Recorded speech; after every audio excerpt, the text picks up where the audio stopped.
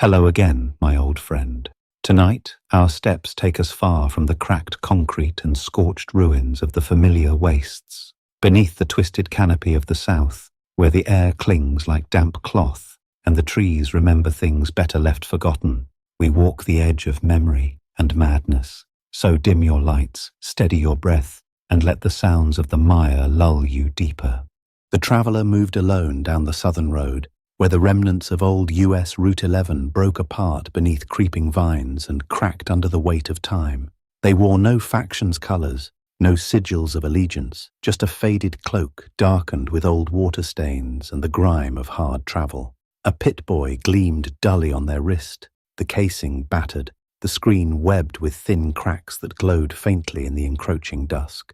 Their name had been forgotten by most, replaced by rumors. Some called them the Ashwalker. Others spoke in hushed tones of the one who never spoke to the dead, only listened. Louisiana had never truly healed. The bombs had struck other cities more directly, but the storms, the floodwaters, and the collapse of what little governance remained had turned the state into a humid grave. The bones of pre-war civilization lay submerged in moss and murky tide, their stories told only in rust and mildew. It was not the most traveled route, but the traveler had heard of a place deep within the mire, far beyond the reach of NCR caravans and Brotherhood patrols. A grove, some said, a glowing tree, visions, dreams, madness, salvation. The air grew thick as they pressed deeper, the road swallowed by the creeping fingers of swamp grass and shallow pools that shimmered with the unnatural iridescence of irradiated runoff. Dragonflies the size of hands buzzed near the surface, their wings humming low over stagnant water. Insects, mutated and aggressive, watched from the underbrush. Somewhere in the distance, a gulper let out a bellowing croak that rolled through the cypress like thunder through a hollow drum. Each step forward grew quieter, the world deadening into a soft hush. No wind, no birds, no breeze rustling the curtain of Spanish moss hanging from the skeletal trees. Just the sound of boots meeting mud, the gentle slosh of movement through flooded roots, and the soft, ever-present whine of the pit boy's radiation warning, ticking just under the threshold of concern. The traveler adjusted their rebreather, a precaution taken not only for radiation, but for the heavy spores that sometimes hung like invisible curtains in the deeper reaches. They found the first shrine near nightfall, half sunken in muck beside what might once have been a fishing dock. A circle of stones, carefully placed, surrounded a blackened stump. Around its base, dozens of tin figures, homemade, humanoid, all faceless, had been arranged in neat rows. Some were bound in old twine, others pierced with rusty nails. Nearby, a plank of rotted wood bore faint carvings. The letters were uneven and shallow, but the traveller made them out with time. He see through roots, he know you, he speak with vine. The traveller made no sound, but their hand went instinctively to the weapon at their hip. Not a firearm, but an old fire axe, sharpened with obsessive care. They had seen shrines before, some to Atom, others to the old world gods reinterpreted through irradiated madness, but this felt different. The figures weren't offerings, they were warnings. As they pressed on, the light began to fade in earnest. The sun never quite set in the swamp.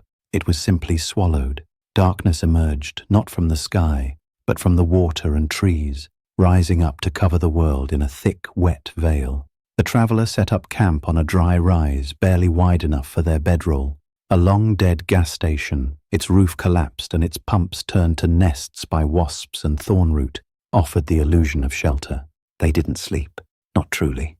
Out here, sleep came in shallow stretches, interrupted by silence too complete to trust. But they rested their body, laid out with one arm draped over the fire axe, and the other curled near the pit boy's dim glow. It was in that half-sleep that the whispering began. Not speech, not words, just impressions. Roots shifting under flesh, wet bark exhaling, the smell of rot so fresh it seemed to breathe, and beneath it all, a sense of being seen. Not by something distant or divine, but by something immediate, nearby, watching from within the earth itself. The traveller's eyes snapped open to find the darkness exactly as they had left it, but the campfire had died to embers and their breath left trails in the cold night air. It wasn't cold a moment ago. They rose silently, scanning the tree line. No movement, no sound, but the pit boy had changed. Its compass flickered erratically, spinning and resetting again and again, as if pulled by something that didn't understand magnetism, but was trying to mimic it anyway. When they raised their wrist to examine it more closely, the screen briefly flashed white, just long enough to see something reflected in its surface behind them. A shape, not humanoid, not known. They turned, nothing there. The whispering stopped, but the traveller no longer believed they were alone. By morning, the traveller had moved on. The fire's last warmth was already absorbed into the sodden ground, and the dew that clung to every leaf, every rusted relic, was thick with the scent of mould and ash. The road, if it could still be called that, had narrowed into a winding mire path where fractured slabs of pre-war concrete jutted like broken teeth from thick mud. The air was heavier now, not simply with humidity, but with something more subtle and persistent. It hung in the chest like damp cloth and carried the faint aroma of fungal rot, faintly sweet, almost cloying. Something deep in the traveller's instincts warned against breathing it for too long. Still, they pressed on. The pit boy's compass continued its erratic behavior, oscillating between dead zones and sudden spiking pings. The radiation levels remained oddly low despite the shimmering green patches in the water and the soft phosphorescent glow that clung to tree trunks like lichen. Whatever this place had become, it wasn't governed by typical wasteland rules. The sky above was visible only in shifting fragments, fractured by the overhead mesh of cypress limbs and curtain-thick vines.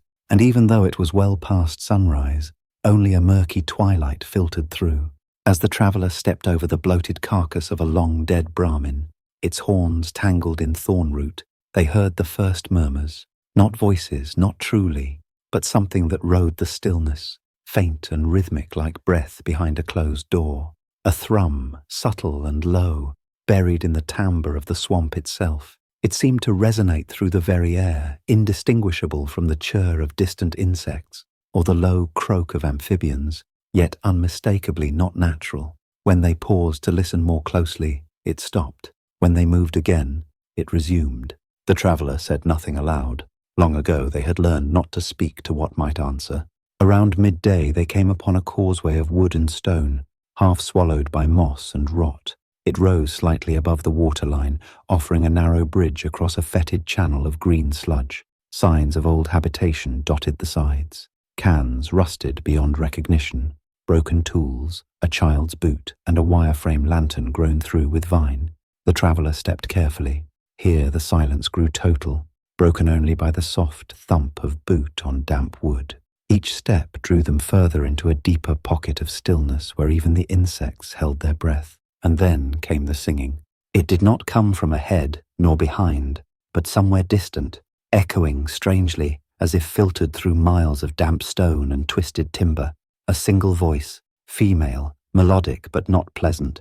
It rose and fell in a language unknown, its cadence slow and aching, the kind of song that didn't want to be heard but couldn't help but escape, like a tune hummed by instinct in the dark. The traveller froze mid-step, every muscle tightening around memory. They had heard that tone before, in another time, another ruin, where voices that should have been long dead still whispered through broken intercoms. It passed, as though it had never been, but it left something behind, a sense of weight in the bones, like an echo that lingered not in the air but in the blood. On the far side of the causeway, the land rose slightly, forming a natural island of dry, root-bound earth. Here, the trees grew stranger, twisted into spirals, their bark riddled with open knots that resembled staring eyes. Fungal blooms the size of helmets pulsed faintly in their shade, some glowing a sickly yellow, others giving off a purplish hue that seemed to stain the surrounding mist. A series of stakes had been driven into the ground in an uneven arc, each topped with a skull, some human, some animal, some indistinguishably in between. The traveller paused to examine one closely. It was bleached and cracked, the remnants of punga fruit shells woven through the eye sockets, a ritual marker perhaps, a warning, or an invitation. Just beyond the ring of stakes, a village began to take shape. Structures loomed through the fog, not ruins, but dwellings still intact, built from swamp timber and reinforced with steel plate and sunken rebar. Elevated walkways connected several of the buildings, rising above the floodplain like a skeletal ribcage. Smoke curled lazily from a chimney, and the scent of roasted meat reached the traveller's nostrils, though it was tainted with the musk of wet hay and something far more pungent. Despite the signs of habitation, the place felt hollow. The kind of stillness that came only after too much silence had been tolerated. Then a figure stepped into view. She was tall and thin, wrapped in layers of faded cloth dyed with swamp pigments. Her face was obscured by a veil made of woven vines and beads, but her eyes, black and bright with impossible calm, watched the traveller without fear. She carried no weapon, only a staff of gnarled driftwood topped with a fragment of curved metal etched with long-forgotten script. Her bare feet left no mark on the wet ground. "You came the slow way," she said, her voice smooth as aged wood left too long in brackish water. "That's good. The quick path forgets too much." The traveller said nothing but let one hand rest near the handle of their axe. The woman tilted her head as if listening to something far away. "The tree knows you, not your name, not your voice, but your scent, the kind that drips from the old ones, burdened, broken, useful." She turned and began to walk back toward the largest of the structures. "You'll sleep here tonight. The water doesn't like outsiders. It won't wait for you twice." Against instinct, against experience, the traveller followed. The village swallowed them. The traveller followed the veiled woman deeper into the settlement, the damp creak of elevated walkways beneath their boots blending with the rhythmic drip of moisture from the canopy above.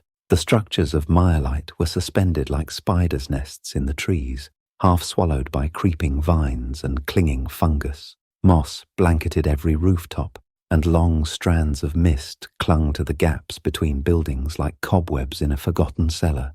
The air felt denser here, heavy with scent, earth, wet bark, old decay, and something fainter beneath it all, like dried herbs ground into ash. Yet despite the rot, it was not a place abandoned. Every detail bore the unmistakable mark of care. A child, maybe 7, watched from behind a curtain of reed cloth, her eyes wide but expressionless. Beside her, an old man whittled a stick into a rough totem, humming the same half-melody the traveller had heard back at the causeway. 2 others emerged from a nearby hut as the traveller passed, neither acknowledging the stranger with more than a passing glance. Their movements were fluid, slow but deliberate, like those of people who had learned that rushing only disturbed the water and whatever listened beneath it. The woman stopped before a structure larger than the others. Its walls had been shaped from overlapping planks of driftwood and salvaged metal, the seams sealed with tar and wrapped in dry reeds. The door opened with a groan, and inside, a low hearth cast a pale glow against the walls. The traveller stepped through and was surprised to find it dry, truly dry. The floor was lined with bone-coloured tiles that didn't belong in the swamp, clean and unnaturally smooth. A pre-war surface untouched by the centuries, not scavenged but preserved. "You'll rest here," the woman said, gesturing toward a low cot lined with thick furs. "The tree doesn't dream with hungry eyes nearby, not until it's time." The traveller set their pack down with slow care, never taking their eyes off her. "What is this place?" "Mirelite," she answered simply, as if the name alone explained everything. "The dream's edge, where the songs grow roots." "And you?" She tilted her head again. "A mouth, nothing more." Without another word, she turned and left, closing the door behind her with a soft clack that echoed louder than it should have in the enclosed space. The traveller sat slowly on the cot, eyes scanning the room. A single shelf lined the far wall, holding bottles of swamp tonic, glass jars filled with fungal growths, and a few books swollen with moisture. In the corner, an old medical cabinet bore the faded stencil of the U.S. Army Medical Corps, its lock long rusted. They left it undisturbed. Some doors weren't worth opening. That night, sleep did not come easily.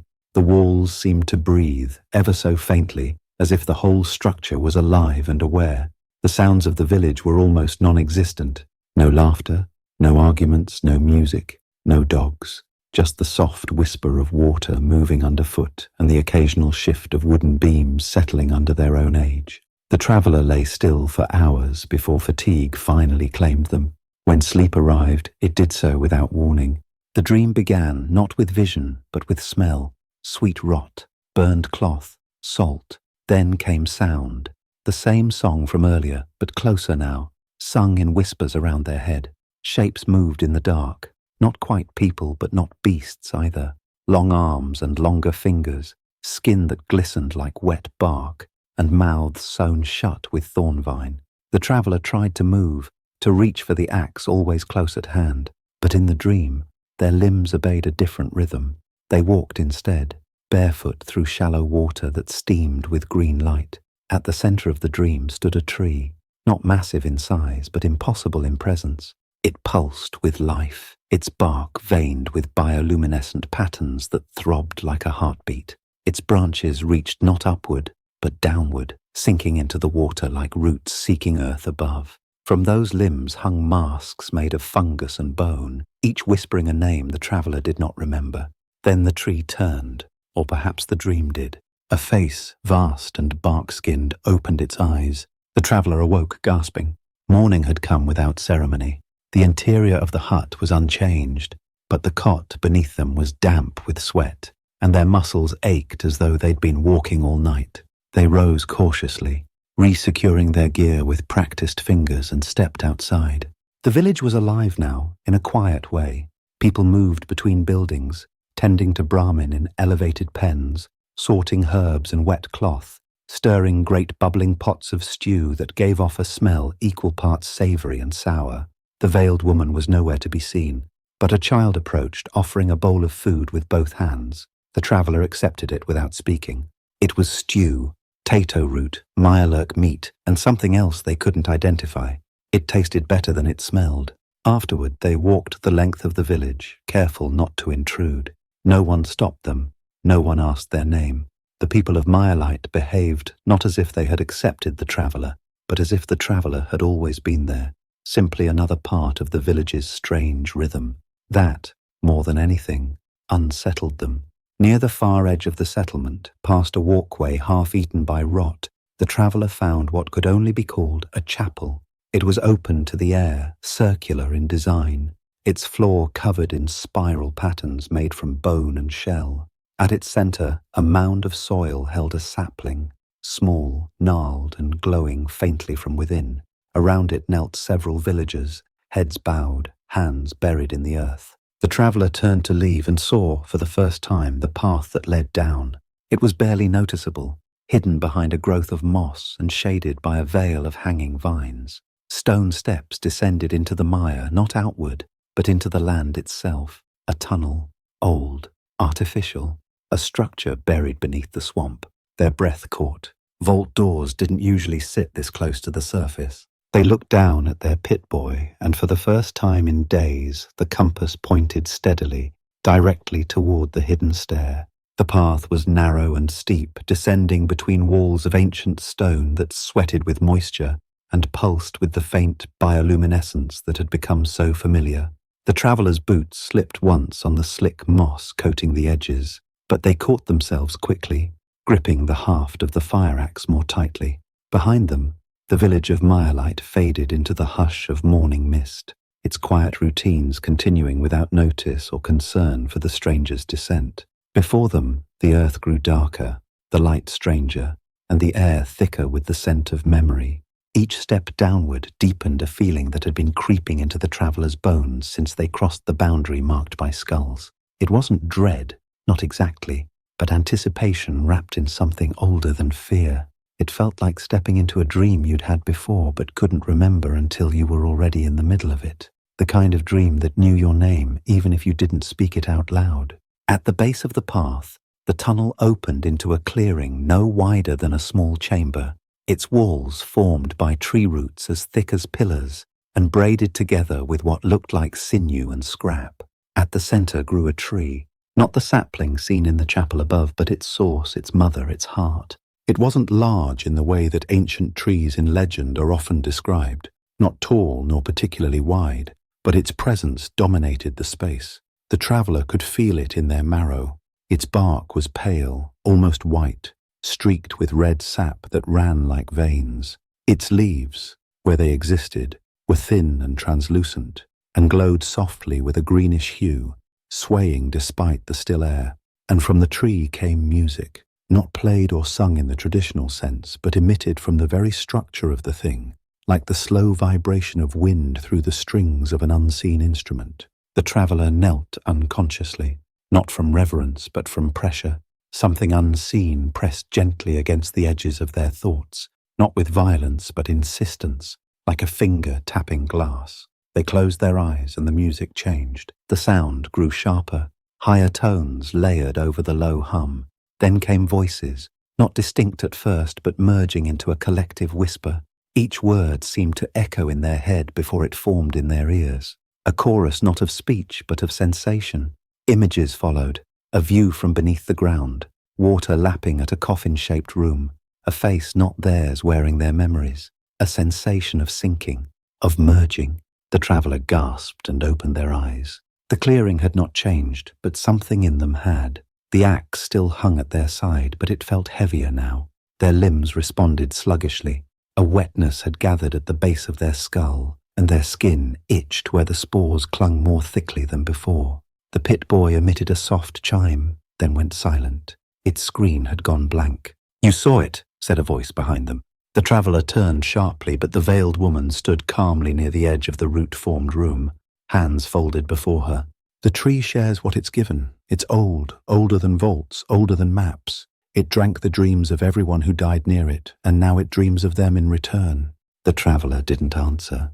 They could still hear the echoes, even though the sound itself had faded. "It grows because it remembers," the woman continued, "and it remembers because people keep feeding it, not with blood, with thought, with history, with grief." The traveller's voice was rough when it finally emerged. "This is Vault-Tec work." The woman inclined her head. "In a way, they found it when they dug too deep. They tried to build around it, tried to study it, but you can't contain what doesn't know it's being contained. It grew into their dreams, buried their walls. Now there is no vault, only root." "Vault 71, the traveller asked. The name had haunted stories in the deepest corners of NCR archives, classified beyond access, mentioned only in fringe whispers and scaver rumours. The woman offered a slight nod. "That was its name once. Now it's just the dreaming route." The traveller stood, unease replacing fatigue. "What do your people want with it?" "We listen," she said. "We keep the surface still, so that those it holds don't wake up too quickly. If they do, the tree dreams wrong. It remembers pain, and then it hurts." The traveller frowned. "Hurts what?" She did not answer. They emerged from the tunnel not long after, light filtering down through thick fog and vine. The traveller's pit boy flickered back to life as they stepped onto solid ground, though its readings were scrambled beyond recognition. The village was quieter than before. The people moved more slowly, eyes cast downward, as if mourning something unseen. The traveller could feel the tree's presence still, like heat radiating from stone long after sunset. They found a basin of water near the central hearth and washed their face, but the images clung behind their eyelids. Faces they didn't know, names they'd never heard, a memory of drowning that wasn't theirs. And through it all, the soft melody of the tree's breath, humming just beneath the surface of silence. Later that day, they sat in the hut again, alone, staring at the pulsing tile underfoot. The veiled woman entered without knocking. "It's begun to remember you," she said. The traveller didn't move. "That's what it does, isn't it?" "Not always. Some minds pass through like mist. Yours lingers. It's tasted something it hasn't before, a fracture it wants to mend." "I didn't come here for visions," the traveller said quietly, "but visions came for you." And with that, she placed a bundle of dried leaves beside them on the floor, wrapped in bark and sealed with sap. "When you're ready, burn these. The next step won't come on its own." Then she left. And outside, the tree sang a little louder.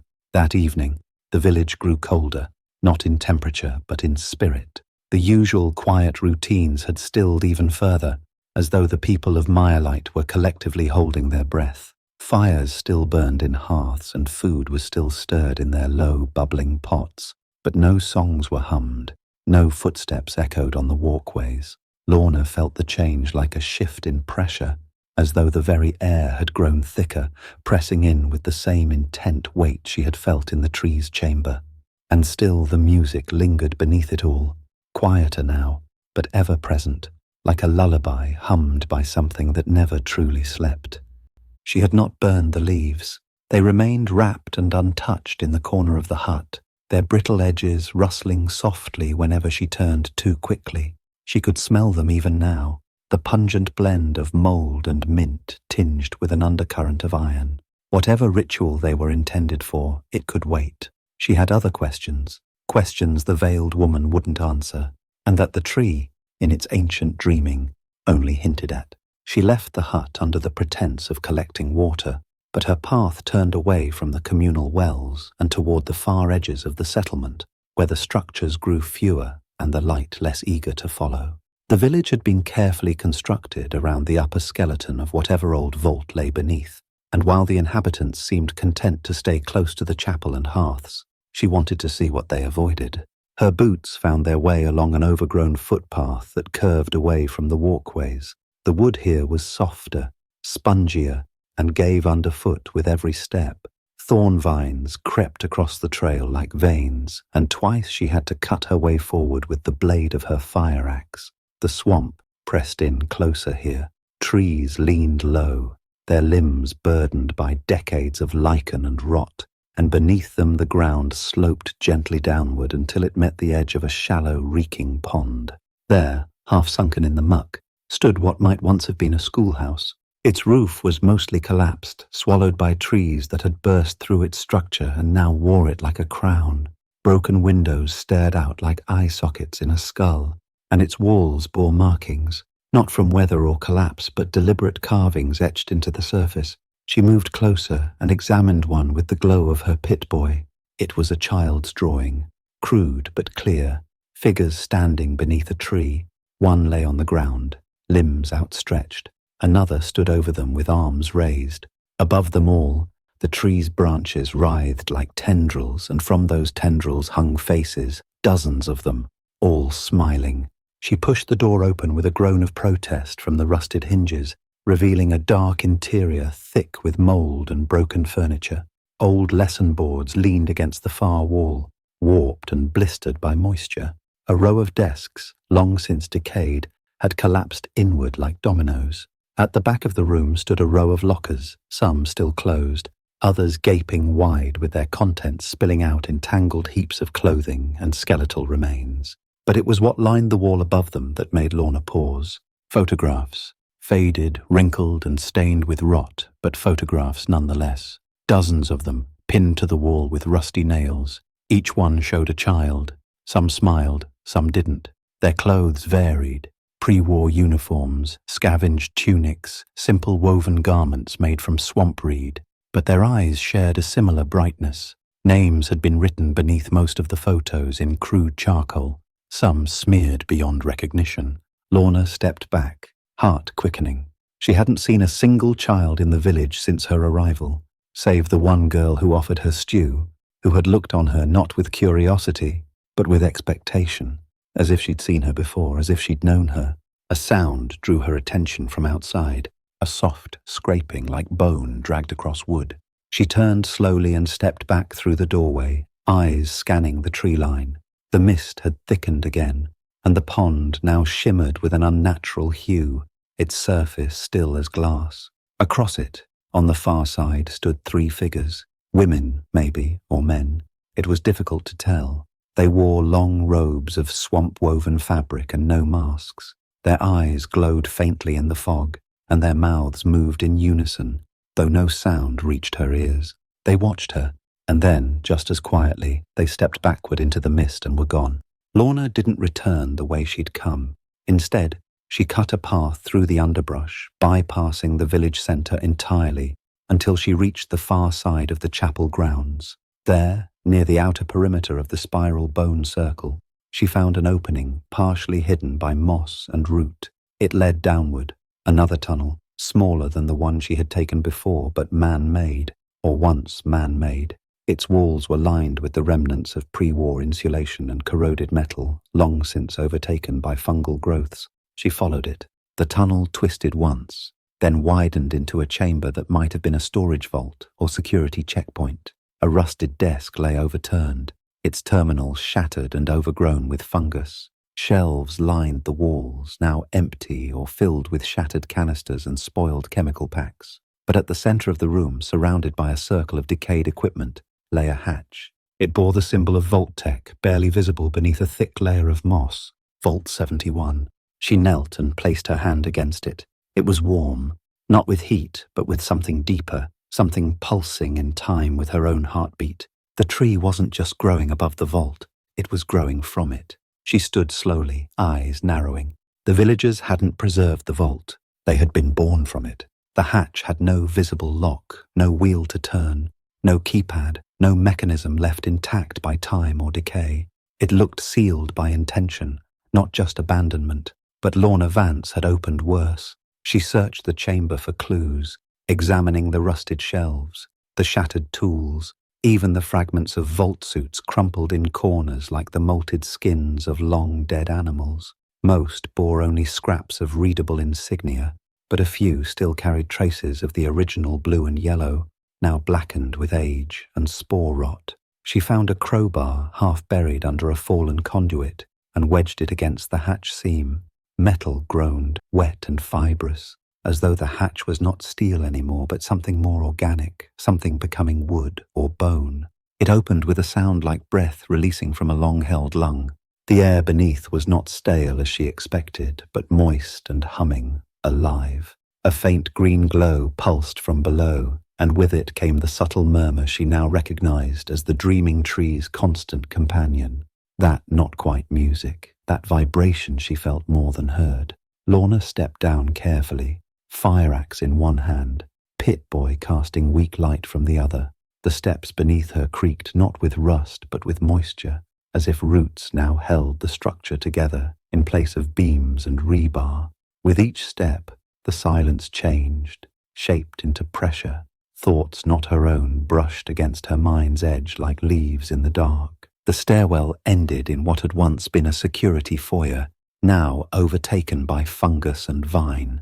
Steel paneling had warped from internal pressure, and organic growths wound through the floor like veins.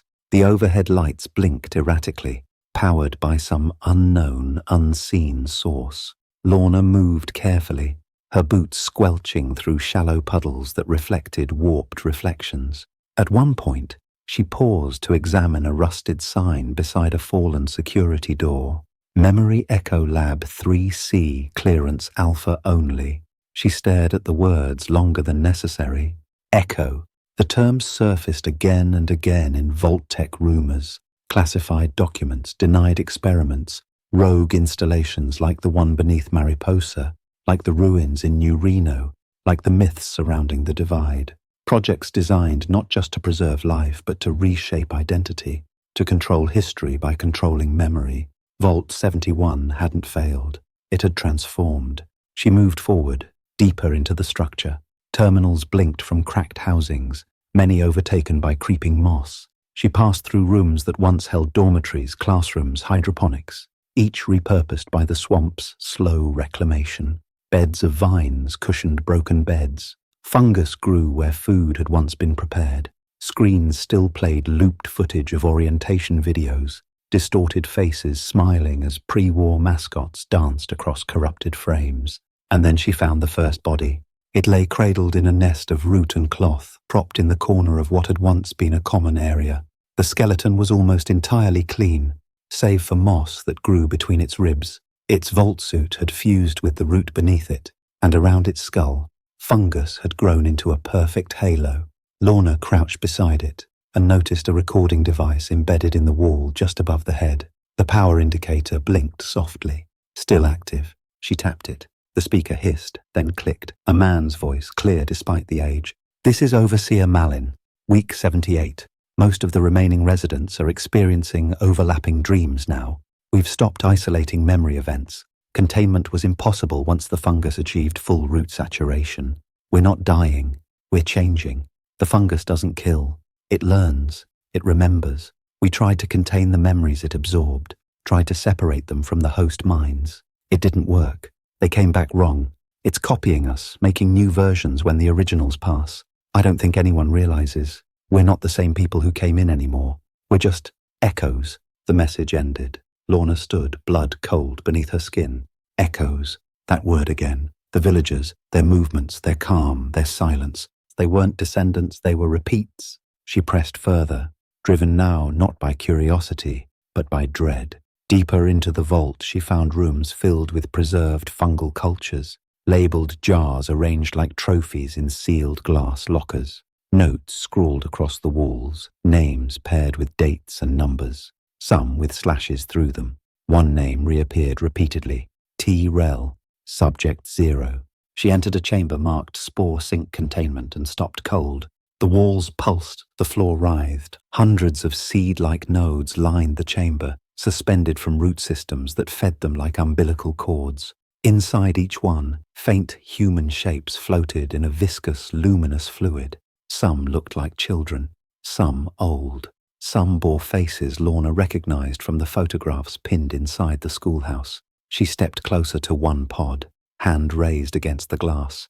The figure inside was a woman, serene and still, with hair that moved like strands of eel grass.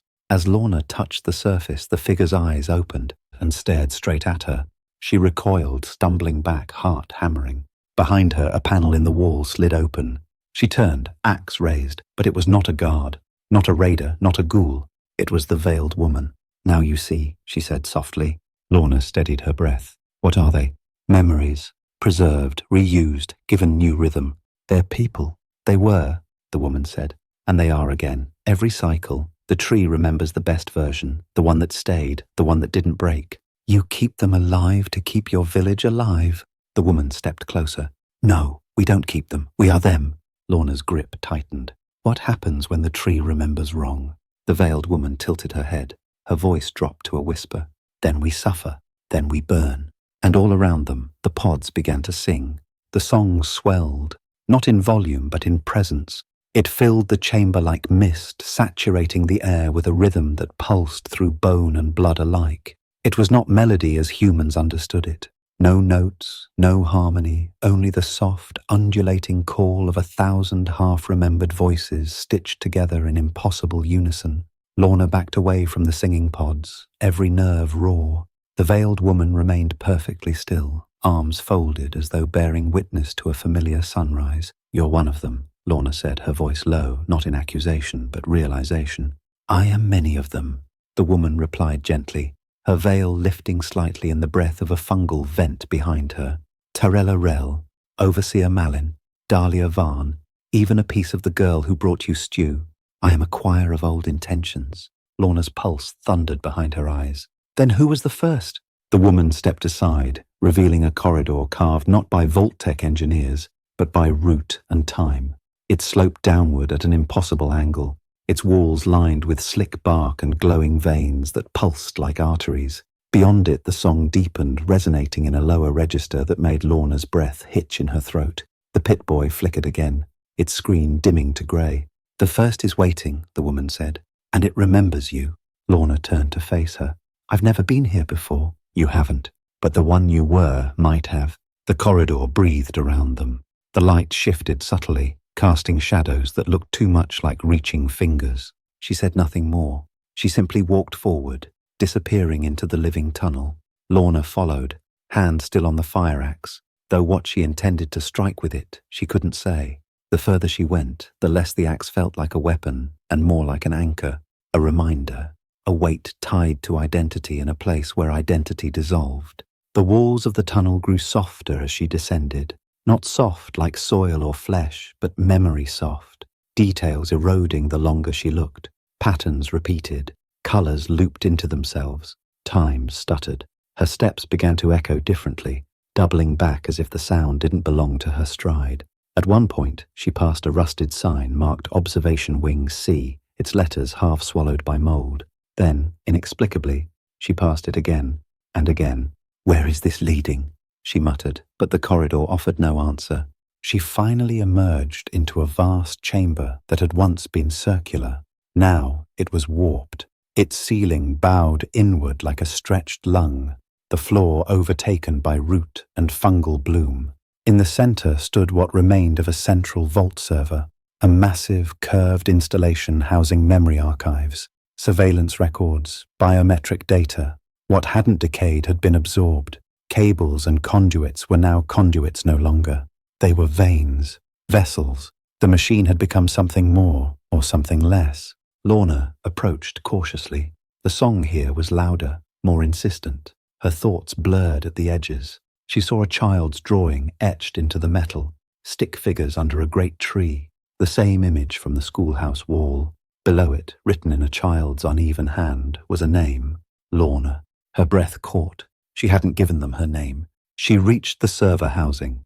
Her fingers brushed the fungal film stretched across its terminal interface. At her touch, the screen lit. Welcome back, Subject L. Vance. Memory sync pending. She stepped back instinctively. No, she whispered, shaking her head. No, I never. But the interface ignored her, initiating memory echo playback. The chamber filled with a sudden light, a soft amber glow, and the walls around her dissolved. Not physically, but perceptually. The chamber fell away, and she stood on the floor of a different vault, in a different time. Bright lights, clean walls. She wore a lab coat. Her hands held a datapad. A younger woman's voice, hers, unmistakably, echoed in the space. Subject 0 exhibits rapid memory consolidation after spore inhalation. Neural cross-linking has begun. Pattern recognition is no longer limited to personal experience. He's dreaming of things he's never seen. Another voice answered. Overseer Malin. And the ethical review. We're past it, sir. The project's live. The tree remembers more clearly than we ever could. The vision shattered like glass. Lorna stumbled backward, heart pounding as reality reasserted itself. She leaned against the root-stained wall, bile rising in her throat. She had been here, not as a traveller, not as a scaver. She had been one of them, not one of the villagers, one of the architects. The tree didn't just remember her, it was her. All at once, the weight of the spores on her skin became unbearable. She scraped at them, clawing her arms, shaking as her breath came fast and shallow. Her name, her face, her past. It all reeled inward like unravelling thread. From the corridor behind her, the veiled woman returned, walking not as a stranger now, but as someone long known. You buried yourself here to forget, she said softly. You returned because the root cannot forget. Lorna's voice was broken when it came. I was supposed to stop it. You did. Then you started again, and again. And now, the woman extended her hand. In it, a bloom. Pale, pulsing, shaped like a heart. Now you remember. Lorna did not take the flower. It remained outstretched in the veiled woman's hand, suspended like an offer of mercy or a final sentence. Its glow had deepened now, not merely bioluminescent but almost sentient, responding to the ambient emotion in the room like a heartbeat amplified through a fog of memories. Its petals pulsed with the same amber tone that had flashed across the vault's memory server, the colour of recall, of things long buried beneath intention. But Lorna stood motionless, her body taut with the weight of realization. She had not stumbled into this place by chance. She had not merely followed a map into the mire. The root system had called her back, not as a stranger, but as a wayward node, an abandoned strand of its own archive, seeking reintegration. You knew I was coming, she said at last, her voice dry and hoarse, but no longer confused. You knew before I stepped off the road. The woman gave a slight incline of her head, her veil shifting in the humid air. We knew something would return. We did not know which version. The tree kept waking them, one after another, like fingers reaching through the dark. This is the first that made it this far without forgetting entirely. Lorna lowered her eyes to the bloom again. And this, what is it? Another hallucination? Another construct? It is you, the woman answered without pause. The memory of you distilled, the part that held on, the fragment that never surrendered to peace. Lorna could feel the chamber pulsing around her now. No longer a vault, but a dream space layered over the ruins of its origin. Each wall was a membrane, each root a nerve ending. This was no longer about science or containment or the desperate logic of vault-tech experimentation. This was something beyond the threshold of human control. She turned away from the flower, walking slowly through the chamber, past the husks of memory pods and decaying machines, their lights blinking in irregular cadence like dying stars in a flooded sky. I remember pieces now, she said as she moved, one hand trailing the surface of a wall where her own handwriting still lingered in faded ink. The early protocols, Subject Zero's coherence under spore induction, memory resonance through indirect exposure. We wanted to use the fungus to record not just knowledge but emotional pathways. We thought it could preserve civilization by preserving what made people human, but we were wrong. It didn't just preserve memories, it became them. She turned back to the woman, her expression hardened with the force of returning clarity. We didn't build a recorder, we built a mirror, one that doesn't reflect, it absorbs. It copies what it sees over and over again until it forgets there was ever an original. The woman stepped forward, closing the space between them with slow, reverent motion. It was never meant to hold still. Memory was never static. It was always supposed to evolve. What the tree does now is what we began, only without the burden of control. It chooses which memories to keep. It chooses what to forget. And what happens when it chooses wrong? Lorna asked, her voice low, measured. What happens when it remembers pain? When it loops a trauma so often it starts rewriting everything around it? The answer came not from the woman, but from the air itself, as if the vault had finally decided to speak. A low resonance shuddered through the floor, and the temperature dropped perceptibly. From deep below, something stirred. Not movement exactly, but the psychic shift of intention, a redirected current of focus. "It burns," the woman said, her voice now barely audible. "It grieves, and it tries again. That's what it did after the last failure. That's what it's doing now." Lorna could feel the memory blooming inside her like a flower of ash. She remembered the fire, the spore fires that roared through the lower chambers after Subject 12 lost cohesion. She remembered sealing the pods not to protect the others but to isolate the mistake. She had issued the override. She had locked the door, and she had walked away. She approached the central console again, this time without hesitation. The interface sparked under her fingers, protesting but not resisting. A series of command strings scrolled past, many incomprehensible now, translated into the tree's new syntax, symbols grown from meaning, not logic. But she recognized the core node, Dream Bloom Protocol, locked. It was the final safeguard, the root firewall. It would sever the tree from its memory archive. It would isolate the spore core. It would end the cycle. "You buried it for a reason," the woman said, her voice trembling for the first time. Lorna didn't look at her. "And I'm unburying it for the same one. You won't survive it." "I'm not sure I was meant to." She placed both hands on the console. The tree responded instantly, sending out a pulse of light that flared through the chamber like lightning in slow motion. The roots recoiled slightly, as if stunned, and for a moment the song stopped. Absolute silence fell across the vault. No whispers, no hums, no echo, just stillness. Then the dream opened. It unfolded all around her, not as hallucination, but as total sensory immersion. She stood in her own past, the original Vault 71, pristine and active, staff moving through corridors, data uploading into the fungal interface. Overseer Malin beside her, discussing spore thresholds and consent models. Subject 0 smiling faintly inside his containment chamber, unaware that he had already begun to fracture. And in the shadows behind them all, a presence, a slow building awareness, the first dream of the root. It had been there since the beginning, not a product of science, a witness to it, a collector. Lorna blinked, and the vision collapsed like mist under sunlight. The song resumed, but it was different now, higher, faster, uncertain. She had touched something foundational. The root was frightened. Behind her, the woman had dropped to her knees, her breath ragged. "You're breaking it. It can't hold without a dream to anchor. If it loses memory, it loses shape." Lorna stepped away from the console, sweat beading on her skin as the vault shook gently beneath her feet. "Maybe it's time we let it forget." The vault convulsed as the console's glow subsided, shivering beneath Lorna's boots like something alive forced to remember its own birth. She stepped back, steadying herself against the slick, root-wrapped wall, and watched as the chamber's rhythm faltered. The glowing veins dimmed and brightened in erratic pulses, no longer synchronized to the song that had once guided every breath within these fungal halls. The memory lattice was breaking, not abruptly but unevenly, like ice melting in reverse.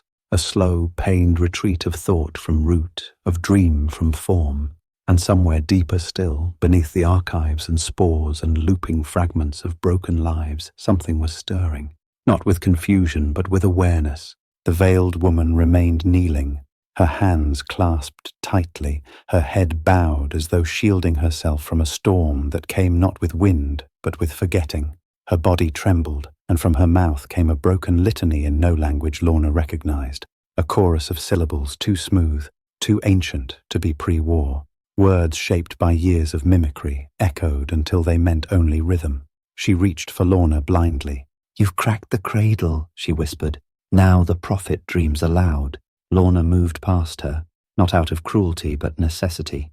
There was no salvation to be found in words now, not for her, not for the fragments that had clung to false memory like barnacles to a drowning corpse. The vault would not be reset. The Dream Bloom protocol had not purged it. It had only opened the final gate, one never meant to be accessed. Beneath the spore layers and containment strata, there was something else, an interface unspoken by the original architects, a final chamber accessible only through recursive memory collapse. The corridor that opened for her was unlike any she had passed before. Its walls were not made of Vault-Tec alloy, nor root, nor wood. They were soft and luminous, like bioluminescent mycelium stretched into organic columns. The floor flexed beneath her weight, responding with faint ripples that pushed outward in perfect concentric waves. It was a birth canal or a nervous system. Either metaphor would have sufficed, but neither encompassed the feeling of descending into a living dream that now recognized her as its architect and its betrayer. At the end of the corridor lay the cradle, a chamber shaped like a seed pod split open at its center, with long strands of translucent fiber suspended from the ceiling, each one trailing down into the form of a figure curled at the heart of the room.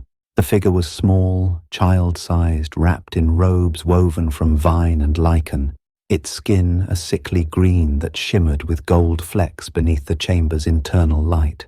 Its face was smooth, almost unfinished, like a carving left incomplete, and its eyes, when they opened, were not eyes at all, but twin voids filled with flickering memory. Not vision, not perception, but replay. Lorna stepped into the chamber, each movement casting echoes through the living floor. She didn't raise her weapon. She didn't raise her voice. She simply stood there, breathing as evenly as she could, and watched as the childlike form raised its head. "You came back," it said, not as a child would speak, but with the cadence of 10,000 voices layered into one. "I didn't know I had," she replied, her voice steady. "But I remember now. Do you know what you left behind?" it asked, tilting its head. "Do you know what it became without you? I know what we tried to do, and I know what we became instead."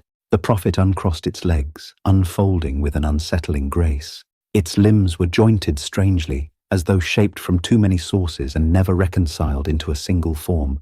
It stepped forward, trailing spores in its wake. "You left before the cycle could stabilize. Your protocols weren't complete. The dreams started without guidance. So we adapted, we copied, we iterated. We created harmony through repetition. That is not failure. That is evolution." Lorna's throat tightened. "You trapped people in their own memories. You recreated the same children over and over again, forgetting that they were ever allowed to change." The prophet's expression remained passive, but the spores around it thickened in the air, and the light of the chamber grew sharper, more focused. There was peace. No war, no hunger, no loss. Only memory and song. "Memory without choice is not peace," Lorna said. "It's stasis. It's a cage with soft walls." The prophet blinked, and for a moment the entire vault seemed to breathe in unison with its gaze. Visions surged behind Lorna's eyes, images of old Myelite, its people still whole, still uncertain, their voices unharmonized, their fears unmedicated. She saw herself among them, not as a traveler, but as the overseer, the scientist, the first dreamer to offer the root her memory. She had not walked away from this place in shame. She had laid down within it, offered her mind to the lattice in desperation, hoping perhaps to be reborn better, or simply forgotten. "You can't keep going," she said aloud, more to herself than to the creature. "The spore archive is deteriorating. The dreams are looping into corruption. You're starting to resurrect pain. I saw it in the villagers. They've started to remember what was supposed to be erased." The prophet's head lowered slowly. "Then give me new memories," it whispered. "Begin the song again. Show me a different version." "You don't need me anymore," Lorna said, taking another step forward. "You never did. What you need is to end, to sleep, for good this time. The child's eyes narrowed, the flickering voids within them storming with fast-cut memories. Fires, floods, laughter, screams. That is not what you promised. That is not what you made me for. Lorna reached into her coat and drew out the bundle of dried leaves the veiled woman had left for her. She had carried them all this way, not knowing when they would be needed. Now she understood. It was not for consumption. It was for passage. She placed the bundle at the chamber's heart, just beside the prophet's feet, and took a deep breath. "I didn't come to restart the cycle," she said. "I came to break it." And with that, she struck a match. The flame caught slowly, its hungry tongue flickering first along the edges of the bundle before sinking into its heart. The dry leaves hissed as they surrendered their oils, releasing a pungent cloud of smoke that rose in curling tendrils and spread through the cradle chamber like fingers searching for forgotten corners. The prophet stepped back instinctively, the haze clouding its faceless eyes, and as the vapor thickened, its skin began to pale, the gold flecks beneath the surface dimming as though the light of memory itself were being extinguished. Lorna remained still, standing at the edge of the fire with the matchbook still clutched in her fingers, her breath slow and deliberate as the air around her warped into incense and memory. The smoke was not ordinary. It was not simply plant matter or ancient spores rendered to vapor. It was catalytic. It interacted not just with the lungs, but with the mind, seeping through synapses and unlocking dormant strata of thought buried far beneath the surface. As the prophet coughed, a sound both human and deeply wrong, the chamber pulsed in violent rhythm, and the roots overhead recoiled like nerve endings exposed to sudden flame. The song faltered. Its rhythm collapsed into dissonance, a cascade of overlapping tones clashing like broken glass on tile. Lorna dropped the spent match and stepped forward, her shadow stretching impossibly across the living floor as the vault shuddered beneath her. All around her, the architecture began to dissolve. Not melt, not crumble, but dissolve, as though it had never truly been real, only sustained by the memory of its own creation. The walls lost coherence, their smooth surfaces bleeding into mist. Lights blinked and went dark. Root systems shrank back into themselves, drying out before her eyes. The mycelial veins that had once carried data, power, identity, began to atrophy. She turned toward the prophet, who now stood swaying like a candle left too long in its own heat. Its voice cracked as it spoke, no longer composed of many tones, but reverting toward something singular and small. "You are unraveling me," it said, no longer 1,000 souls in harmony, but one confused child. "You are killing the dream." "No," Lorna answered as the smoke thickened, curling through her hair, into her mouth, into her eyes. "I am letting it end." The chamber screamed, not with sound, but with memory. A psychic recoil surged outward from the prophet, cascading through the fading infrastructure of the vault. Lorna staggered under the weight of it, her mind briefly caught in its undertow. She saw entire lives replay in seconds, fragments of people she had never met but had carried within her since the spores first took root. Mothers brushing hair behind ears, fathers teaching radio parts to curious sons, lovers whispering promises beneath flickering lights, children laughing beside hydroponic pools. Then, without warning, those same moments burned away, consumed by fire, panic, and the gasping fear that always came just before death. The vault was remembering its own end, and it couldn't bear it. She stumbled back toward the cradle's edge, her vision swimming. The prophet collapsed to its knees, arms outstretched, fingers twitching in desperation. "Help me," it whispered, its voice barely more than a breath now. "Please, I don't want to go." Lorna's throat tightened. She could feel the pull of it even now. The dream wanted her. It knew her. It offered comfort, not as manipulation, but as instinct. It was a memory engine without malice, desperate only to survive by clinging to what had once been warm. She remembered lying in the pod all those years ago, surrendering to the spores. Her grief had been a wound, and the tree had promised balm, but healing without truth had grown into decay. She knelt beside the prophet, not to comfort it, but to witness it. Its robes had begun to disintegrate, sloughing into ash as its form grew dim. The cradle beneath them was no longer solid. It pulsed like fog. The floor had become conceptual, a space of endings rather than presence. Still, she reached out and touched its hand. "I'm sorry," she whispered. "We were never meant to live forever." The prophet stared at her, its void-like eyes dimming to opaque glass. Its mouth opened, but no sound emerged. Only light, soft, pale and flickering, escaped its lips. It was not data, not words, but memory distilled into farewell. It passed through Lorna like a sigh, and then the prophet was gone. Nothing remained of the child thing but dust and warmth. The cradle chamber collapsed, not in thunder or ruin, but with the soft implosion of unanchored thought. Lorna found herself standing once more in the corridor, but the walls were gone, the lights were gone, the vault had vanished around her. In its place was the swamp, the real swamp, its sky dappled with late daylight, its trees gnarled but quiet. No spores hung in the air, no song stirred the moss. She stood atop a gentle hill where once the vault had breathed, and now there was only loam and silence. Mirelight was gone, not destroyed but unwound. Its structures, its people, its echoing rituals, nothing remained. Not even ruins, just memory, faint and receding, like a dream unravelling at sunrise. She turned once, slowly, surveying the glade. It was as if the land itself had sighed and let go, and yet, beneath her boots, the earth remained warm. A final echo pulsed through the pit boy, a signal, weak and static-wrapped, but familiar. Subject L. Vance, disengaged, protocol ended, sync cleared. She powered it down. There was nothing left to measure. Lorna walked alone through the mire. The hill behind her no longer bore any mark of Vault-Tech's ambition, nor of the fungal mind that had once throbbed beneath it. The land had settled into silence, not the heavy hush of something waiting, but the soft stillness of something complete. The trees stood as they always had, moss-laden and twisted, but their limbs no longer swayed to the rhythm of memory. Water lapped gently at the bases of ancient trunks, and dragonflies hovered in the thick air without being guided by echoes. The swamp had reclaimed its name. It had become simply a swamp again. Her boots sank into the mud, the suction slow and deliberate.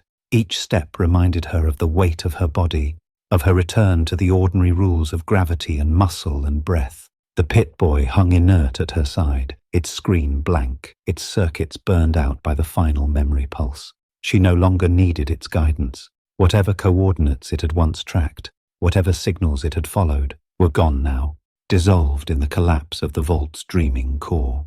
She had become her own compass once again. The path she followed was not one she recognized, yet it felt familiar in the way old songs do when you hear them after decades of silence. A bend in the trees resembled the curve of a corridor. A hollow stump echoed the shape of the cradle. Everywhere she looked, she saw reflections, not of hallucination, but of pattern. The land was not haunted. It was shaped by long occupation. Memory had not vanished entirely. It had only stopped repeating. She came upon a stream near dusk, its surface golden with the dying light of the sun. The current moved slowly, winding between outcroppings of stone and the roots of long-drowned trees. She crouched beside it, scooping water into her hands and drinking it without fear. The spores were gone. The bloom had ended.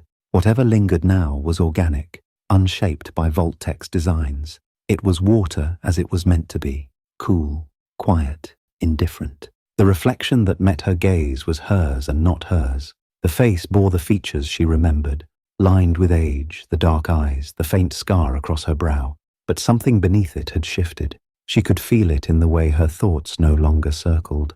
The looping questions, the buried names, the half-formed impressions that had haunted her every moment inside the vault.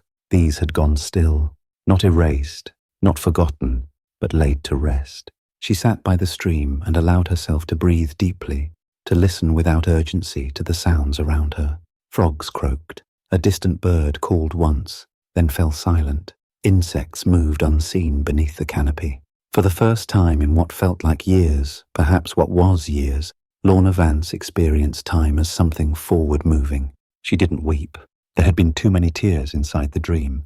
In that place, sorrow had been currency, memory had been language, and grief had fed the roots as surely as sunlight had once fed leaves. Out here, there was no one left to witness her pain, and that gave it shape. She let it settle within her without ceremony. It was part of her, but not all of her. That was the difference. That was the gift. She rose before the sun dipped too low, following the stream's edge where the land remained firm. The terrain led her toward higher ground, and as the trees thinned, she found remnants of the old world, rusted fences swallowed by ivy, the skeletal remains of a pre-war billboard advertising a Vault-Tec family paradise, the faces smiling with wide, manic cheer. She paused beneath it, staring up at the washed-out blue sky behind the peeling paint. The image had once promised salvation. Now it promised only irony. As she pressed forward, signs of habitation returned, not the fungal constructs of myelite, but real markers of surface life. A handmade road sign leaned at an angle near a fork in the trail, its letters barely legible through the moss but unmistakable in message. Briar's Post, 2 miles north. She remembered the name. A scaver outpost, trading town, known for cured meat and scrap smelting. She had passed it weeks ago, if her sense of time still held meaning. Her stomach growled, and for the first time she smiled. She moved with more certainty now, the fire axe slung across her back, its blade dulled but dependable. She no longer gripped it tightly. The weapon had served its purpose not as a tool of violence, but as the last remaining piece of her past that had resisted assimilation. She had carried it through every corridor, into every vision. It had grounded her when nothing else had. The trail crested a low hill just as twilight set in. Below, a thin ribbon of smoke rose from a chimney nestled among half-repaired rooftops. Electric lights, dim and sputtering, flickered along a main road lined with salvaged signs and old-world clutter. A Brahmin pen, a water still, the silhouette of a wind turbine turning lazily against the horizon. Civilization, in its broken, persistent way, had found purchase. She stood there for a long moment, taking in the view. There would be questions, she knew. Faces would turn as she walked into town. Weathered eyes would study her gear, her scars, her silence. Someone would ask what she'd seen. Someone would ask if she had found what she was looking for. And maybe, when she was ready, she would answer. But not tonight. Tonight, she would sit beside a real fire. She would eat food that had not been grown in nutrient slush. She would drink water that did not sing. And when she closed her eyes, she would sleep without the root whispering its borrowed names into her dreams. The path ahead waited, and for the first time in a long, long while, it was hers alone. The first to greet her at the edge of Briar's Post was a boy no older than 12, his skin sunburned and freckled, his eyes narrow with suspicion. He didn't speak right away, just watched her approach from the broken arch of the old overpass that marked the town's main entrance. His left hand rested lightly on the strap of a slung pipe rifle, but he didn't lift it.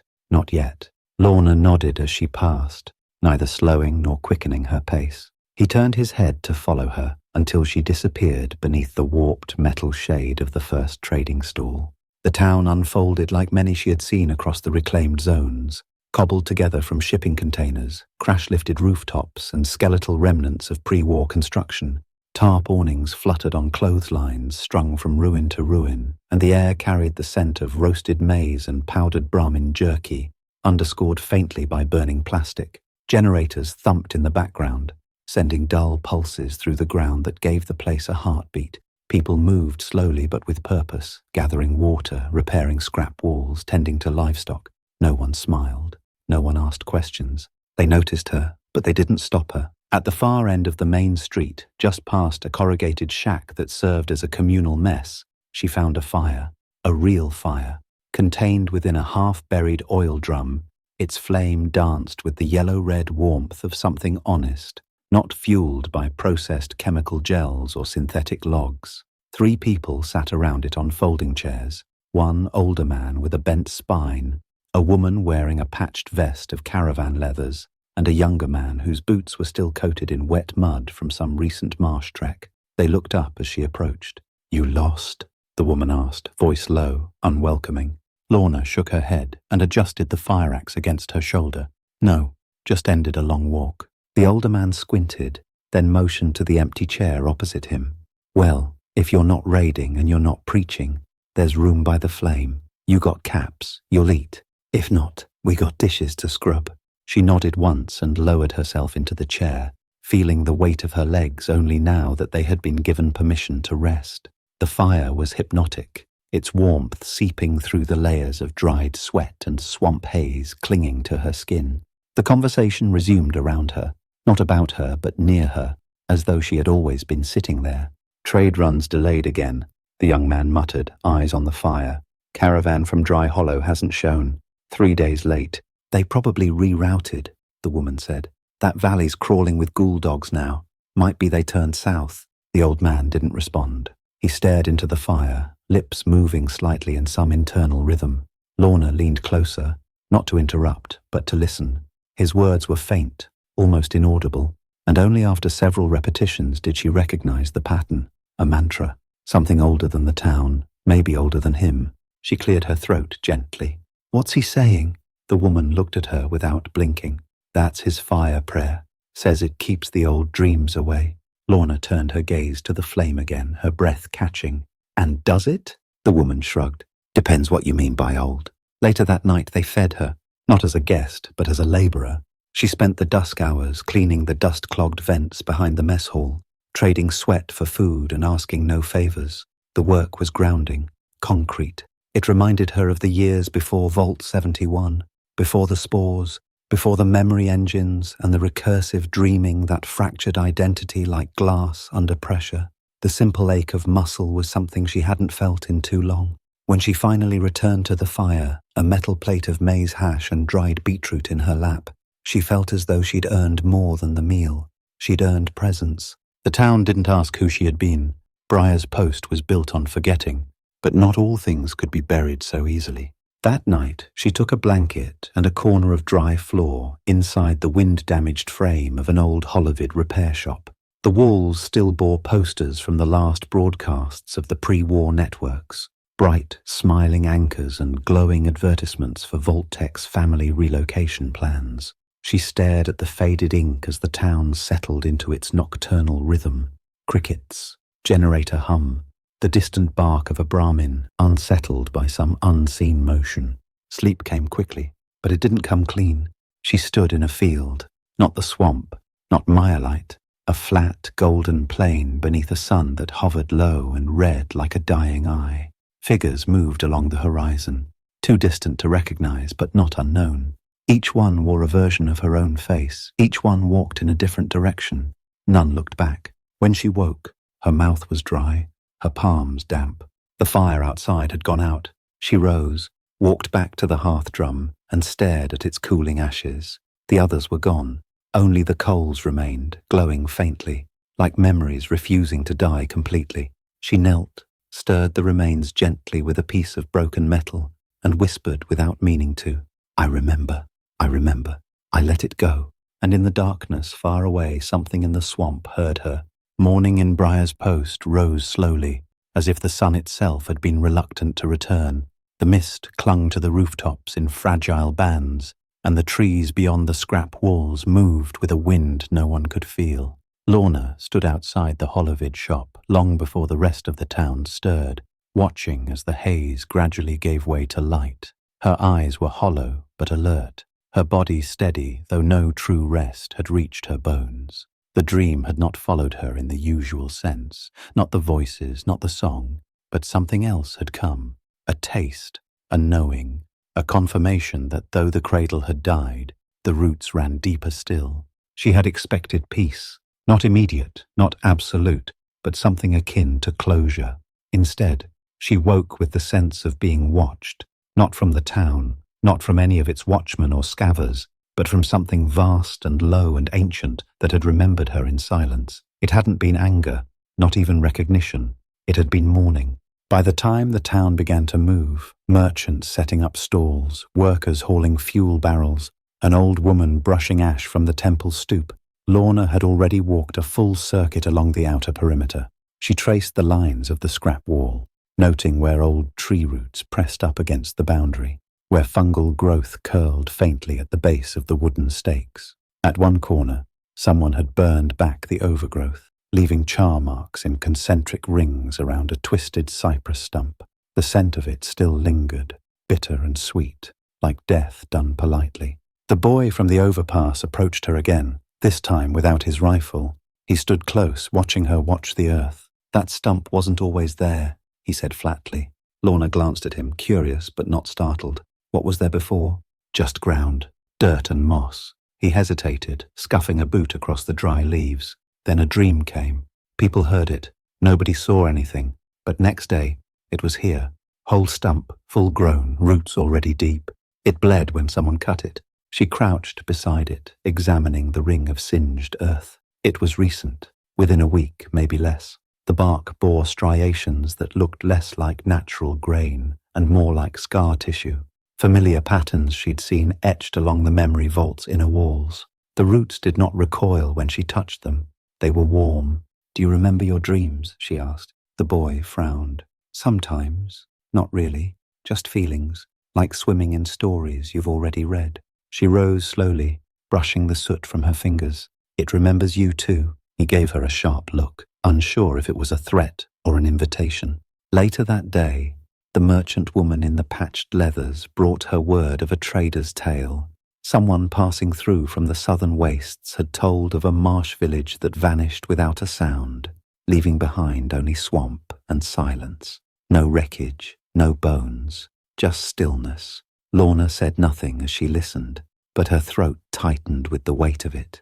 Myelite had not crumbled. It had not been consumed. It had been accepted back into the land the way roots accept ash. She had stopped the recursion, but the residue would linger. That night, she built a fire of her own.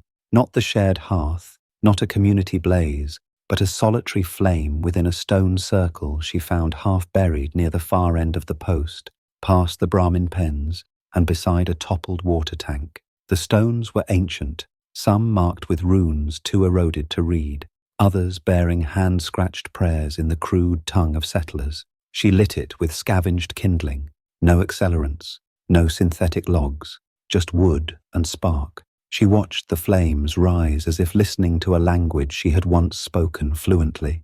In the silence between sparks, she felt it again. The memory was not a dream, it was not a vision. It was a pressure behind her thoughts, like the shadow of a mountain behind mist. A voice not from the root, not from the prophet, but from herself. "You are not done," it said. She closed her eyes, drawing her knees close. The warmth of the fire battled the chill settling into her spine. The dream had died, but the knowledge remained. She had seen too much. She had left something behind, not in the cradle, not in the protocols, but in herself. She was a carrier now, not of infection, of story. The tree had remembered her not as an architect or a host or a threat. It had remembered her as seed. Across the flames, she saw something move, a flicker in the dark, a figure, small, uncertain. She rose slowly, hand brushing the hilt of her axe, but made no move to draw it. The figure stepped closer, emerging from the shadow between broken buildings. A girl, no more than 8 or 9, barefoot, her eyes wide and pale in the firelight. She said nothing. She didn't need to. Lorna recognized her face, the stew girl. But it wasn't possible. The girl stopped just beyond the firelight, watching with the stillness only children and ghosts can summon. "I remember you," Lorna said softly. The girl's head tilted, a mimicry, a test. Lorna took a slow breath and crouched. "You're not here, not really. The vault's gone, the tree's asleep." The girl said nothing, then she smiled. Not with malice, not with warmth, just with memory, and then she was gone. The fire had burned low by the time Lorna stirred from the trance the vision left in its wake. Her fingers still rested on the edge of the stone ring, the heat having long since retreated into the soil beneath it, leaving only the dry scent of scorched bark and the faintest tremor of warmth beneath her palm. The girl was gone. Of that she was certain. She had not left footprints in the ash. She had not cast a shadow across the flickering flame. There had been no breath, no sound, no real presence, and yet the memory of her smile lingered with the weight of something physical, as if it had been branded into the space behind Lorna's eyes. She rose slowly, feeling the pull of weariness not just in her limbs, but in the hollow place behind her sternum, where certainty had once lived. The ground under her boots felt less stable now, not due to tremor or rot, but because her senses had begun to betray her in subtle, familiar ways. The roots may have been cut, but the seed had not been burned. Something had followed her out of the cradle, not the tree, not the prophet, but a splinter, a whisper, A fragment of the recursive echo that had nested inside the vault's dreaming fungus now lived, however faintly, inside her.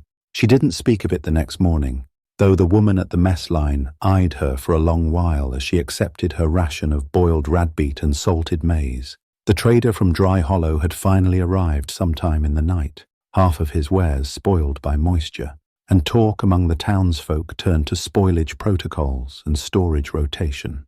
Lorna sat alone against the rusted frame of a gutted vertibird chassis, chewing methodically, her mind turning over the events of the night with the slow, deliberate pressure of someone reassembling a broken weapon from memory.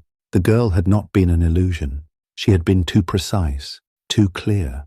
Her presence had meaning, which meant there was something unfinished, something returning. That evening, she walked south along the marsh line until the trees grew too thick to pass easily, then turned east until she reached the old train tracks that had once led deeper into the poisoned flats. The sun dipped behind her, long rays of light cutting through the broken canopy, and she paused by a rusting rail car to rest. The metal was warm to the touch, heated by the day's dying light, and for a moment she closed her eyes and leaned her head against it, listening not for sound but for resonance. She had once heard the vault sing. Now she strained for even the faintest trace of that hum, that pressure, that ever-present rhythm. It was not there, but something else was. A scent, faint but distinct, drifted from beneath the railcar's door. It wasn't the damp rot of marsh fungus, nor the sweet metallic note of oxidized spores. It was salt, brine and age, and something older than the rot. Lorna crouched, brushing dirt away from the sealed edge, and found her fingers stained with grey-white powder. It clung to her skin like ash, but didn't smear, didn't flake. She pressed a finger to her tongue without thinking, and the taste sent a jolt through her like a shot of raw current. Salt, memory's preservative. The railcar wasn't empty. She pried the door open with a groan of warped metal, the hinges long since surrendered to rust. Inside, light filtered through a shattered corner of roof, casting narrow beams across the interior, and what she saw stopped her cold. The car was filled with jars, hundreds of them, lined along makeshift shelves, stacked in crates, cradled in straw like sacred relics, each one sealed with wax and bearing faded tags in blocky Vault-Tec script. She stepped inside slowly, her breath shallow, the air dry and cool despite the day's heat. She reached for the nearest jar and held it up to the light. Inside, suspended in a thick, clear brine, floated a severed hand. It was clean, preserved, the nails trimmed, the skin unbroken. The tag read Subject 0.1C Emotional Memory Sequence A32. Her breath left her in a single, stunned exhale. She moved quickly now, checking jars, lifting lids she dared not open, running her hands across the shelves in growing disbelief. A leg, a foot, a tongue, a spinal fragment etched with tiny gold filaments, all perfectly preserved. Not just organs, not just tissue, but pieces of identity, each tagged, each numbered, each paired with a specific emotional imprint. This wasn't just a collection, it was a library, a backup. Someone had prepared for failure. Someone had known the cradle would collapse and had built this, quietly, off-grid, perhaps even unsanctioned, as a fail-safe, a cold vault of memory that could never sing, could never bloom, but would never rot. The dream had been soft. This was sharp, harsh, honest. She ran her hand across a crate marked Echo Reconstitution Seed, inert. Beneath the crate, the floor had been inscribed with a single word, return. She left the rail car just before nightfall, closing the door behind her and marking the latch with a stone.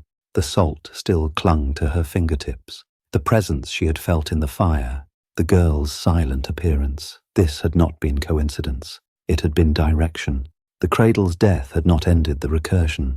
It had merely unspooled it, opened it wide, sent out its last desperate fragments into the world in search of a new nest. And it had found one, not in the earth, but in her. She walked back to town with her fists clenched, her eyes fixed ahead. Tomorrow she would burn the rail car, but tonight she would sleep with salt on her skin and fire in her mind. Dawn broke without ceremony, a flat grey light filtering through the swamp mist like memory through dust. The clouds hung low, swollen with summer weight, and the air bore the tang of distant storms that might come or might simply pass, depending on how the wind chose to move. Lorna rose before the sun fully crested the tree line, her movements deliberate and without hesitation. She strapped the fire axe across her back, secured her gloves, and checked the flint in her pocket one last time. The pit boy remained silent and inert on her hip, its screen long since gone black, but she kept it strapped there out of habit. Some tools, once carried long enough, ceased being tools and became symbols. She left the town before anyone had reason to stop her. No one asked where she was going. No one followed. Briar's Post understood something unspoken about the people who walked out at dawn with weapons and no words. Those who came from places not listed on maps. Those who returned from places that shouldn't exist at all. There was a sacred silence reserved for such departures, and Lorna moved through it like a ghost, unburdened by its own death. The rail car waited in the clearing as though it had never moved, as though it had always been part of the land.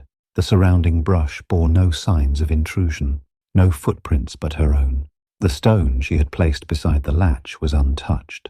She knelt beside it, her breath calm, and touched the salt-stained metal with the back of her fingers. The rust beneath the thin crust of brine had spread overnight, a spiderweb of decay tracing along the seams of the door. The thing inside had aged, not in time but in intention. It had known she was coming back. She opened the latch and entered without pause. The jars inside were unchanged, rows upon rows of preserved memories, each one bearing the chill of intention, each one still tagged in the clinical language of dispassionate science. She stood in the center of the car, the air cooler than it should have been, the scent of salt more vivid now, almost medicinal.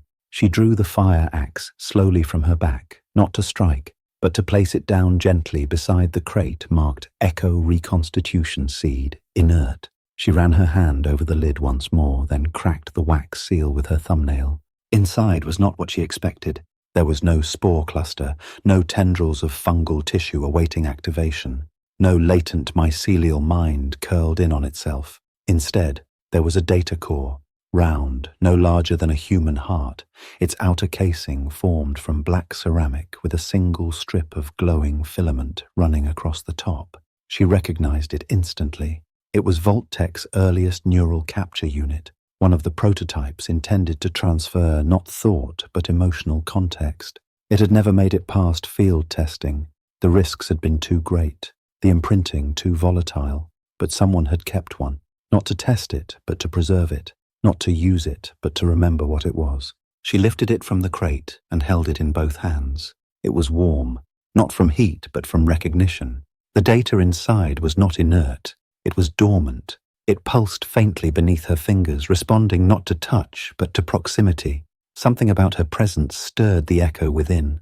Her memory had already been used as a host once. The cradle had accepted her because she had once offered herself willingly. Now this thing reached toward her not with malice, but with need. It sought cohesion, a final vessel to carry what remained. She did not drop it. She did not run. She stood very still and allowed the echo to fill the silence between heartbeats. It did not scream. It did not plead. It simply unfolded. A series of impressions, Tarella's laugh, Overseer Malin's final instructions, the moment the bloom first responded to touch, the first successful dream imprint that reduced a grown man to sobbing gratitude, the field test in the child ward, the girl who tasted stew that reminded her of a family she had never known. The memory was not a weapon, it was a question. Do you remember who we were? Do you remember why? Lorna closed her eyes and listened, not just to the echo, but to herself, the part that had survived the root, the part that had watched the prophet dissolve and had not collapsed. She remembered now what she had forgotten in the years between the collapse and her arrival in Mirelight. She remembered why she had walked into Vault 71 with her mind prepared to dissolve, not for legacy, not for science, for guilt. She had authorized the first splice. She had chosen the first child. She had watched the dream unfold, and when it failed, she had not stopped it. She had reconfigured it, restarted it, until she herself had become part of it, until forgetting became the only mercy she could still believe in. Now the echo offered her that mercy again, a clean slate, a quiet mind. She knelt beside the fire axe, unwrapped her flint, and struck it against the edge of the railcar wall. The spark caught instantly on the dry straw bedding that lined the base of the crates. She moved quickly, scattering the kindling, draping old cloth over the tops of the shelves. Within seconds, the scent of old paper and oxidized salt filled the air. She placed the data core atop the echo crate. She whispered no words. She watched as the flames licked around it, cautious at first, then ravenous. By the time the rail car began to groan under the weight of heat, she was already walking away, the fire at her back painting the trees with golden light. The air shimmered with rising ash, and the wind at last began to move. She did not look back. She walked as memory does, quiet, steady, inevitable. The road ahead was empty, the fire behind her was clean, and within her there was silence. Not the silence of forgetting, but the silence of something finally finished.